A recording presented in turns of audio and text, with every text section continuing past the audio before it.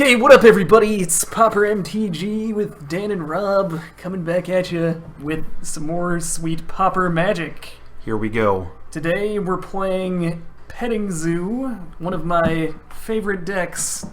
It's a lie, actually. Your pet deck, you might say. Get it, Dan? It's Petting Zoo because, like, it's not as good as Real Zoo because it's Pauper. Right. Anyway, so let's start off looking at the lands. We got 4 copies of Evolving Wilds. This land is it's a land that sacrifices itself, and when you sacrifice it, you get to search your library for a basic land card, put it into the battlefield, tap, then shuffle your library when you're done. We got 4 copies of Terramorphic. It's the exact same thing, except for you can play like 8 of them because they have different names. Mm-hmm. We do have some amount of forests here. I believe that's 1, 2, 3, 4. It's like 8 forests, something like that. About 8 forests, yeah. With the invasion land art, you know, the best art in Magic. We got an island, we got a mountain, we got a plains, and we got a swamp. Wow, just one of each? 5 colors, yeah, just one of each. 5 colors.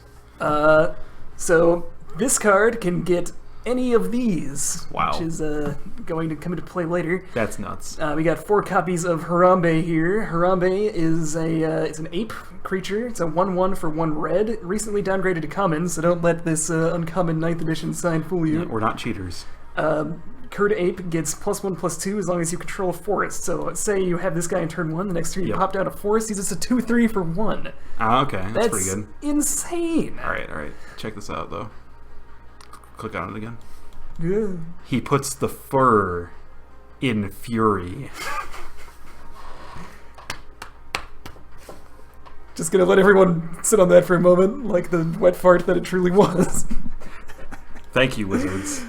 And let's move on. The best 1 red mana cost removal spell in the game, Lightning Bolt. It's an instant for 1 red, deals 3 damage to target creature or player. You can burn somebody out with it, you can kill a 3 toughness thing with it, you can do combat tricks. This card's nuts. Moving forward, we get 4 copies of Abundant Growth. It's an enchantment aura. It's 1 green, you enchant your land with that, and when it comes to the battlefield, you draw yourself a card, replaces itself, and it fixes your land, makes any land you have in play tap for any color you want. Moving forward, 4 copies of Rancor, the best 1 green enchantment spell in the game. It gives your enchanted creature +2/+0 and trample. And what makes this card really special, right, is that when it dies, when the creature dies, you get Rancor back to your hand.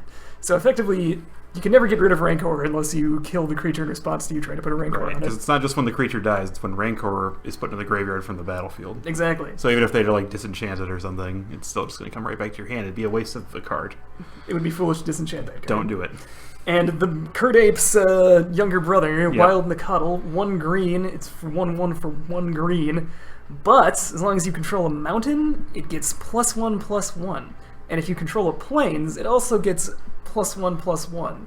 So potentially, you could have like a 3/3 on turn 2 if you play this game turn 1, or play this guy turn 1. How would you play it turn 1 and then get 2 other lands of different colors? I'm glad you asked! We have 4 copies of Nylea's Presence here. It's a 2 mana cost enchantment. Comes into play, you draw a card similar to Abundant Growth. However, this one changes the very properties of your land, so it becomes every basic land type. Does that mean it can produce any color mana? Or? Yep, produce any color mana, and it also counts as a forest, swamp, plains, island, or mountain. Man, you really set me up for that one. I did. You fell right for the trap like the dumb bitch you are. Fuck. 4 copies of Kor Skyfisher. When Kor Skyfisher comes into play, you return a permanent you control to its owner's hand. It's got flying, it costs 2 mana, it's a 2/3. This guy blocks most of the flyers in the format extremely well, and you can occasionally get value off of him if you want to bounce your Abundant Growth. You can just replay that, you know, draw some more cards with that thing. You can bounce this, same with that. We got 3 copies of Sylvan Ranger, which also works with the Kor Skyfisher. When it comes into the battlefield, you search your library for a land card, put it into your hand. Yep. So, another bit of synergy there. And also, in the 2-drop slot, we got Tribal Flames, 2 mana cost red sorcery. It doesn't do anything if you don't have any basic lands in play. Okay. But that seems bad, yeah. It has the ability Domain. It deals X damage to target creature or player, where X is the number of basic land types among lands you control. What? So, if you have all 5 basic land types are in a Nylea's Presence land, this thing's always going to do 5 damage. It's just Lava X. It's crazy, but it can also be pointed at creatures. So What? It's even better than Lava X sometimes. I never thought that was possible. 3-drop slot. This is our Tarmogoyf right here. Ooh. Matca Rioters. Bunch of buff dudes. 0/0 for 3. But, however, similar to Tribal Flames, it also has Domain. So its power and toughness are equal to the number of basic land types among lands I control. So, if I got all 5, this guy's a 5/5 for 3. Is this what the post-Trump protests look like, do you think? Yeah, they're very green and everyone's ripped as fuck and screaming.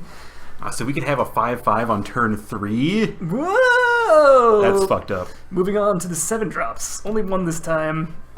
Splashing black for Gurmag Angler, because why not? I mean, this guy's always going to be good late game, pretty much, because you're almost always going to be paying like less than like maybe 3 or 4 mana for him.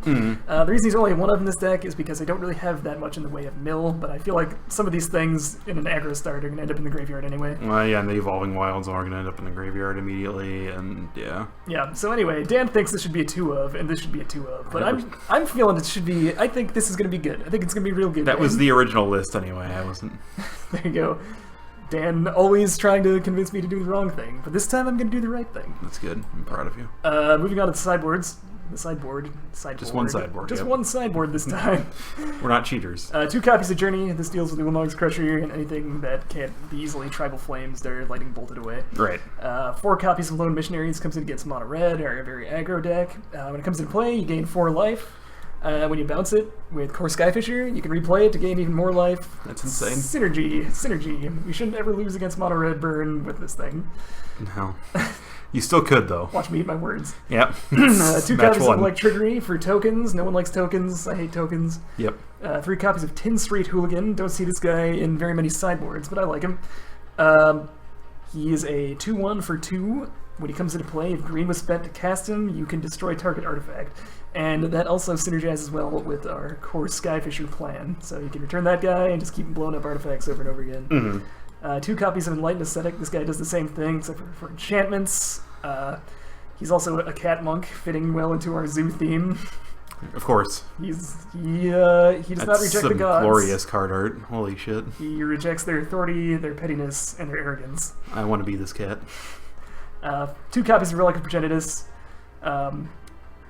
Everyone knows what this guy does. Exiles graveyards. Gurmag comes out for Relic. And the second Gurmag would come out for Relic if we had that in the deck. Anyway, so that is Petting Zoo. Got any questions, Dan? Got any comments, concerns? No, I think this looks pretty sick, actually. Alright, well, let's find out. See you for match 1.